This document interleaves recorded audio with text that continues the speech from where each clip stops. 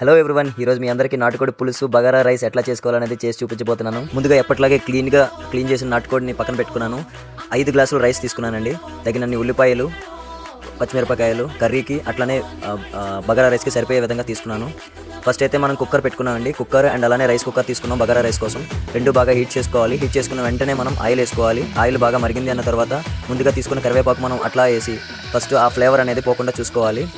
వేసిన వెంటనే మనం 3 పచ్చిమిరపకాయలు వచ్చేసి మనం చికెన్లో, అట్లానే 4 పచ్చిమిరపకాయలు వచ్చేసి రైస్లో వేసుకొని చికెన్కి తగ్గ మసాలా చికెన్లో, అలానే బగారా రైస్కి తగ్గ మసాలా అనేది బగారా రైస్లో వేసుకొని బాగా కలుపుకోవాలండి. ఆ పచ్చివాసన పోవాలి. మసాలా సామాన్లన్నీ కూడా, లవంగీలు, ఏలకలు, దాల్చిన చెక్క, ఇవన్నీ కూడా, బిర్యానీ ఆకు. అలాగే తర్వాత వెంటనే మనం ఆనియన్స్ వేసుకోవాలండి కర్రీ కోసం.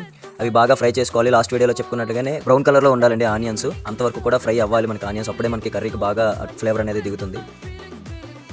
సో ఇప్పుడు వెంటనే రైస్ వచ్చేసి మనం తగినంత వేసుకోవాలండి. నేనైతే ఈ చిన్న గ్లాస్ తీసుకున్నానండి. ఈ చిన్న గ్లాస్ ప్రకారం నేను కొలత వేసుకున్నాను. 5 గ్లాసెస్ ఆఫ్ బియ్యంకి వచ్చేసి మనం వచ్చేసి 8 గ్లాసెస్ వాటర్ వేసానండి నేను. వాటర్ వేసిన తర్వాత తగినంత ఉప్పు వేసుకోవాలండి. మనం తగినంత ఉప్పు వేసుకొని కలుపుకున్న తర్వాత వెంటనే మన ఆనియన్స్లో కూడా కాస్త ఉప్పు వేసుకుంటే ఏమవుతుందంటే కొంచెం వేరంగా మగ్గుతాయి అన్నమాట.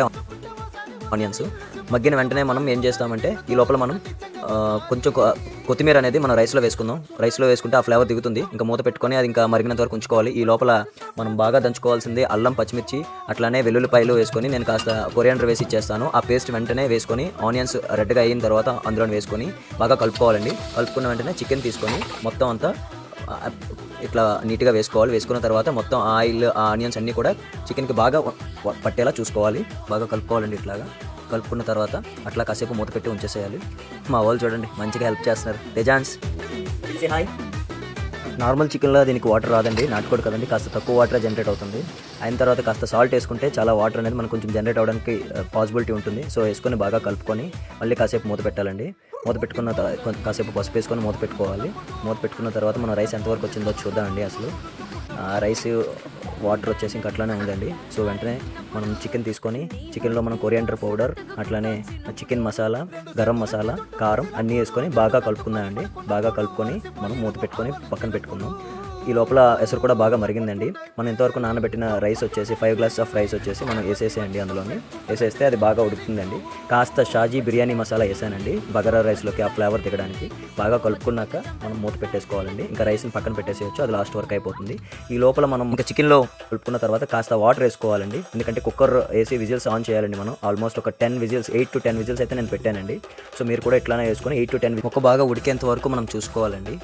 సో కుక్కర్ వేసేసి మనం లాక్ చేద్దాం. ఇది ఒక 8 విజిల్ అండి. మనం రైస్ ఎంతవరకు వచ్చిందో చూద్దాం. 80% అయిందండి. సో మనం ఇంకా కుక్కర్ అయిపోయిందండి, పక్కకు దించేసేద్దాం. రైస్ కూడా ఆల్మోస్ట్ అయిపోవచ్చిందండి. ఇంకా మనం రెడీ అయిపోదామా సర్వ్ చేసుకొని మంచిగా లాగించేయడానికి. తేజాన్స్ రెడీ ఉన్నాడంట, చూద్దాం. సో రైస్ అయితే అయిపోయిందండి. అట్లానే కర్రీ కూడా ఒకసారి చూద్దాం. వావ్, కంట్రీ చికెన్ చాలా బాగా ఉడికినట్టే అనిపిస్తుందండి. చూద్దాం టేస్ట్ ఎట్లా వచ్చిందో. మన తేజుని అడిగి ఈరోజు మనం తెలుసుకోబోతున్నాం. సో ప్లేట్లోకి అయితే సర్వ్ చేస్తున్నాం. సర్వ్ చేసుకొని ఇంకా మనం తేజాన్స్కి తినిపించేద్దామండి. కర్రీ వేస్తున్నాను. ఎమ్మీగా అనిపిస్తుంది. నాకైతే నోరు ఊరిపోతుందండి. మీకు ఎట్లా ఉందో తెలియదు కానీ. కమాన్ తేజు, కమాన్, నీకోసం ప్లేట్ రెడీ. ఇదంతా చేయడానికి నాకు జస్ట్ అరగంటే పట్టిందండి. నిమ్మకాయ పిండేసుకుంటున్నాడు తానే. అరగంటలో నాటుకోడి with bagara rice. Wow wow wow, నచ్చిందని చెప్తున్నాడండి. సూపర్ ఉందంట. నేను లాగిన్ చేస్తా, మీకు కూడా లాగిన్ చేసేయండి. ఈ విధంగా ట్రై చేసుకొని ఇంకా తినేస్తాను. వావ్ అండి, బగారా రైస్లో ఆ మసాలా బాగా దిగింది. కర్రీ కూడా చాలా బాగా ఉడికిందండి ముక్క. సో థ్యాంక్ యూ అండి. Thank you for watching. వరకు సబ్స్క్రైబ్ చేయకపోతే ప్లీజ్ సబ్స్క్రైబ్ మై ఛానల్ అండి.